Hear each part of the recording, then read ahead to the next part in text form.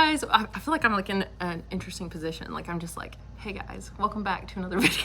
It's been a long day. It's the end of the day on the last day of school on closing day, and I thought I would just stay and film this video because I can. So we're just gonna go through and talk about the however many books, I don't even know, 1, 2, 3, 4, 5, 6, 7, 8, 9. 9 books, plus I'm almost finished with another one that I read in the month of May.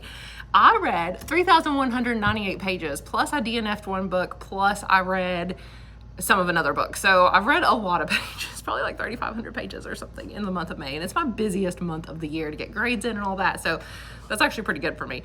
Most of it was audiobook, but I will go and tell you my one DNF of the video that we'll talk about, which I read 42% of, was A Deadly Education by Naomi Novik. I just didn't get it. Like maybe it's because I was listening to the audiobook, but I like couldn't follow along with what was happening. It didn't seem very cohesive to me. I was like, what's even going on? I don't know. I don't think I'll ever try it again. But anyway, that's my second Naomi Novik book that I've DNF'd as well. So I'm kind of scared about trying like Spinning Silver or Uprooted, but I think Uprooted sounds good, so maybe I will. I thought I'd go in order this time though, of my least favorite to my favorite. So my least favorite book at 2.5 stars, hold on, I'm gonna cheat and look. 2.5 stars, my least favorite book, actively disliked it, is Caraval by Stephanie Garber. You'll see in a minute, I read some other Stephanie Garber this month, and that's why I thought I'd try Caraval. This was not my first book by her then, but since I liked the other ones, I thought I'd try this one. I will not be continuing with this series. Not for me. This is definitely very young adult. On the young, well, not young end, but just, I don't know, it wasn't very interesting, and I don't even have much to say about it. Like, it was just there. Honestly, I read it maybe a few weeks ago, and I already can't really remember what happened. The next book I read, I gave 2.75 stars. Is that right? Yeah, like, that's a really weird number, but I think that's what I gave it. The Summer I Turned Pretty by Jenny Han, because it was better than Caraval, but I still didn't actually like it, because I have to at least think it's okay to give it 2 or 3 stars.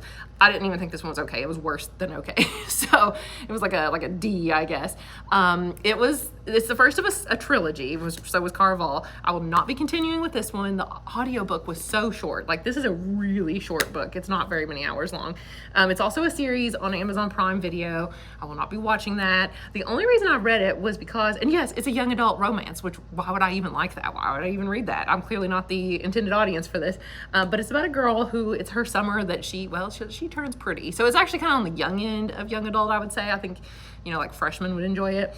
And it's about these 2 guys who she's always been childhood friends with, and she's been in love with one of them, and one of them has basically been in love with her. And I kind of gathered that would be the plot when it was talking about there would be 2 love interests, and that's why I wanted to read it. I was like, oh, how cool would it be if she really liked one of them, and the other one actually really liked her, but she didn't like him back. I was like, that'd be kind of cool. And spoiler alert, that's basically what it was.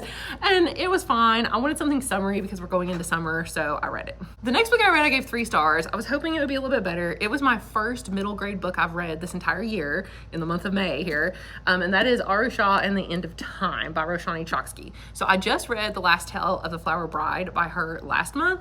And what did I give it? I can't even remember. 3 stars? Yeah, like it was fine. It wasn't anything spectacular, not as good as I expected it to be, honestly, but I liked her writing style in that one. It was very flowery language, so I thought I would try her middle grade series because I thought that it sounded like Percy Jackson, except based on like Indian mythology. But it's actually nothing like the writing style of Last Tale of the Flower Bride. It's not flowery language at all because it's for middle grade, obviously, but it's very like trying to be really funny, and it was funny. Like, I was impressed at the humor in this. It was my kind of humor, like puns and just some of the jokes I really got, and I was like, I would write some of these jokes. So I appreciated that, and it was nothing like the style of the other books. So I was shocked at like how funny this author could be. So I would try reading more books from her again, but I don't think I'll continue with this series just because I didn't care about the plot enough. I wasn't really connected to it. I liked the character and her like flaw. The character's main flaw is that she like lies. She's a liar.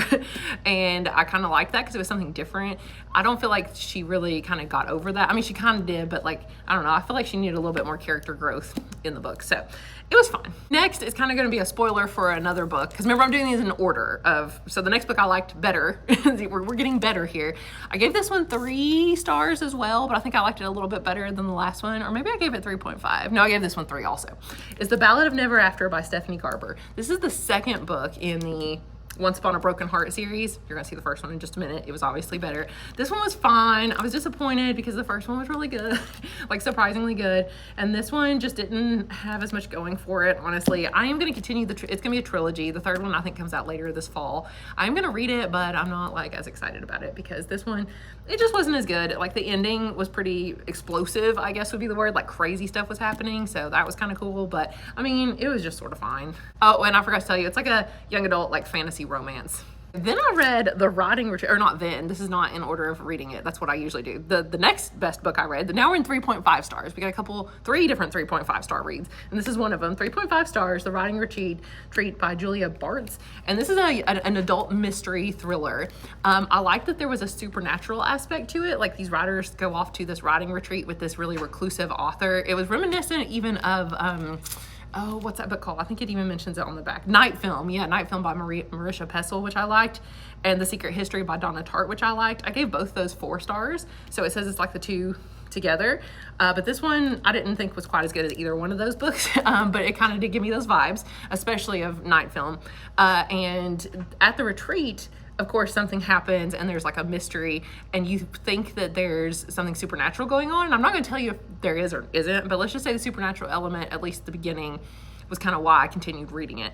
The end goes off the rails. This gets wild. I don't think that this is very realistic by the end. Like there's no way that this would actually happen. Like it's kind of ridiculous. So it was fine. I don't think like mystery thrillers that are just plain mystery thrillers are really for me, unless they have some other, like, I don't know, fantasy element or even like romance element or they're funny or something like that. Then I did a reread, and I gave this one 3.5 stars because it had been years since I read it, and that is The Hitchhiker's Guide to the Galaxy by Douglas Adams. It had been so long since I read this book, and I saw Kayla from Books and La just read it and gave it 5 stars. And I was like, oh yeah, I read this book like my freshman year of high school because somebody in my class really liked it.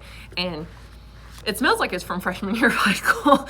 I was 14 years old. So this book's like over 20 years old. And well, I mean, I'm sure it's even older than that, but that's how long it's been since I've read it. And I was like, I haven't read this book in 20 years. So I guess I should read it and see if it was as good, because if so, I'd like to continue the series because I've never read more than just this first one. There's like 5 books in the series. I think I even saw the movie, but I don't think I remember liking it very well. It was good. Like it was kind of funny, obviously. It's a little bit ridiculous. I'm just not into sci-fi that much. And I've realized that recently, that sci-fi is not for me. And so maybe if I was a sci-fi person, this would be like a parody of sci-fi maybe, but I don't know enough sci-fi tropes to know that these are parodies of them. You know, I don't know. So, or maybe it's not. I don't know if it's supposed to be parodies of certain sci-fi tropes, but I am going to continue the series because I think it'd be interesting to see if they get better. If I don't love the second one, if it's not like 4 stars, I probably won't continue, but this one was 3.5. It was pretty good. Okay. The 3.5, that's probably more like a 3.75. Did I give it 3. No, I think I put 3.5. Yeah, but I'd say it's definitely my best of the 3.5s. And that is House of Salt and Sorrows by Erin A. Craig. This is a young adult fantasy, horror, romance, mystery. I mean, it really is all of them. I don't know. We have it classified as fantasy for our genre in our library. I would say it's almost more horror than anything, but there's definitely some, I don't know though. No, it's quite a bit of mystery though. Not as much romance, but there is some romance.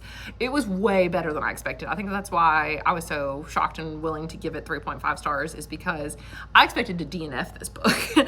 And it's relatively long, like you can't tell, but the pages are actually, like there's quite a bit of writing on each page, and the audiobook was pretty long. I think it was like 12 hours. I listened to it on like a faster speed, but this book was actually really good, and it's apparently going to be a series. So the second book comes out, I want to say this year or next year, and so I guess it's called like House of Roots and Ruin, maybe something like that. Don't quote me. And I was actually pretty intrigued. So I would say go into this knowing literally nothing, because that would make it better. The mystery aspect, because I didn't know how much of a mystery it was going to be even going into it. And so that's why I actually really enjoyed it. I did hear that it had to do with like the gods and goddesses in their world. And I was like, oh, what? And some people were saying they didn't like that aspect, but I actually really did. I will say the ending comes out of nowhere. It's not an ending you can predict, because you don't know all the facts. Like you literally can't predict this ending because they don't tell you enough. You know, if it had been like, if there had been hints and clues, it would have been one thing, but there's not really any hints and clues. But it does kind of go off the rails as well for the last like 25%. Like it's pretty wild. And yeah, I had a really good time with it. I was shocked how much I enjoyed it. Which means we have 2 books to go. Our only 4 and 4.5 star books of the video. There are no 5-star books. Our 4-star read was Once Upon a Broken Heart by Stephanie Garber. Who would have thought? A fantasy romance that's young adult. It was so ridiculous. Like it went from, you know, there's like a wicked love interest to there. Oh my gosh, there's a vampire. I mean, that's kind of even a spoiler, sort of, but like, I didn't even know there was going to be a vampire going into this book. I mean, this book is absolutely, I mean, it's ridiculous. It really is. It's got every like fantasy trope you can imagine, but it's so fun. And then there was like these arches like that had magic, and she has to find different clues and things. I don't know, like it was wild, and I actually really enjoyed it. I'm excited for the third one, even though I didn't like the second one as well. But yeah, I saw this from Destiny on Destiny Sidwell's channel, which like I said, I don't even know why I watch that channel. She does not read the kind of books I do. She's just fun to watch, and she read it, and I was like, I'll try it, and it was pretty good. Okay, the last book that I actually completed, and then I'll show you one more that I'm in the middle of, and was my favorite book. This is shocking to everyone, including me, that my favorite book was a realistic fiction, an adult realistic fiction novel. This is the first realistic fiction of any kind, like adult, middle grade, young adult, that I have read this entire year, and it was my favorite of the month. 4.5 stars. The Hotel Nantucket by Ellen Hildebrandt. And I had never heard of this before until Destiny said that she was going to read it for her, like one of her summer books. And it's summery, but it's set at this hotel, and there's a ghost at the hotel, and it just kind of like follows all the different people that work there. And I was like, there's a ghost, but like there's a little bit of romance, but not like, I mean, yeah, there's definitely some romance, but it's not, I'd say it's more like realistic fiction. And I just had such a good time with it, and the ending was so surprising, and there was also like this little mystery and like this little, almost like little competition that was really fun. Like, I don't want to spoil everything, but I thought the premise was really cool, that there's a reviewer who reviews hotels, and she gives them keys. Like, this hotel got 4 keys, kind of like stars basically, and this reviewer has never given a hotel 5 keys before. So the owner of this Hotel Nantucket decides that he's going to get 5 keys. So he's not the main character or anything. He like has never even been to the hotel at first. He like works overseas, and he buys the hotel though, and he's going to get 5 keys. So he hires the main character to be like the hotel manager. And it's not just about her though. It's about like all the different characters that work, you know, all the different people that work at the hotel, and they all have a story, and they all seem like really interesting real people, and some of them are caught up in schemes and affairs, and there's so much going on. You just know that some visitor is going to be a mystery visitor who's going to be this reviewer that's going to determine whether they get the 5 keys or not, and you just don't know who the mystery reviewer is going to be. And that was a really fun mystery. Like I said, the plot twist at the end was really good. The aspect of the ghost was really cool, because I thought it was going to be a little bit scarier than it was, but you actually see the point of view of the ghost, and she's like watching over them. So it was actually really, really fun. I gave this book 4.5 stars. I would read it again, because there was so much going in it with all the different characters, and I think I'll try more by this author, which I'm like, what kind of reader am I that I'm reading realistic fiction? The last book I want to show you is the book I'm probably going to finish tonight. I didn't think this was going to go in my May wrap up, because I just started it last night at 8 o'clock. It is now 3:40. So by 8 o'clock tonight, it is possible I will have finished Something Wilder by Christina Lauren. I'm a little over halfway now. I haven't moved my bookmark, because I've been listening to the audiobook, and I've listened to over half of it since 8 o'clock last night. So maybe I'll finish it tonight. If not, definitely tomorrow. But this is a book that I would never thought I'd read. And I guess what? I heard about this from Destiny too, from Destiny Sidwell. What is going on that I'm like reading all these books she's recommending? But this book is a like realistic romance adventure kind of story. I read In a Holidays by this author duo. It's 2 authors, Christina Lauren. I read In a Holidays and loved it. It was one of my favorite like romance books I've ever read. And I don't even like romance, but it had like a sci-fi aspect to it, so I loved it. This one, I thought, well, I won't like anything else by her, because they're not going to have a sci-fi aspect. Well, this one's got an adventure aspect, because Destiny said that it was like Indiana Jones, but a romance. And I was like, what? And yes, they're like on a treasure hunt out in Utah in the middle of nowhere. And the main character's father was like this famous like treasure hunter, archaeologist dude. And now she's a tour guide for this company that takes you out and lets you hunt for treasure, but it's kind of like an escape room game. But now she actually gets sucked into truly hunting for the treasure with her long lost true love from back in the day. There is a miscommunication trope between them, because they did used to love each other, and there was a miscommunication, and now they haven't spoken in years, and now they're back together. There's some other people involved as well. Like, they're just now kind of alone. Like, there's been other people on the adventure with them all the way up until now. So I'm excited to see what's going to happen now that they are like by themselves for the second part of the book. I don't care as much about the romance aspect at all as I do the like will they find this treasure? It's like Butch Cassidy and the Sundance Kid have like left this treasure. I don't even know if that's a real story, but supposedly they buried all of their stuff that's worth like $10 million. Like there's these coins and all kinds of stuff. And then went off to like South America. They didn't actually die like happened in the movie. So I don't know if that's true or not, but, and they're trying to find this treasure that they have buried. And her dad supposedly found it and knows where it's at and has left clues, because that's what he used to do, was like leave clues everywhere. So now she and her, you know, ex true love and some other people are going to try to find this treasure. So, but at first it starts out that they are just on a fake treasure hunt, and then something like really bad happens and they wind up going on a real treasure hunt. But it's been pretty wild. I was shocked, like somebody died. There was a gun involved. I was like, oh my gosh. So yeah, it's actually been pretty good. I'm impressed. I'm not going to like it as much as I did Hotel Nantucket, but so far, I mean, I'm feeling like kind of 3.5 star vibes. Obviously I'm only halfway, but I'm thinking like it's better than average, but 4 stars means I like really, really liked it. So I'm going to say probably it'll be like 3.5. So those are all the books I read in May. It was a really good reading month. Wish me luck for June and July, because I'm out of school. I should be able to read a whole lot more. I could listen to audio, read physically. It's going to be great.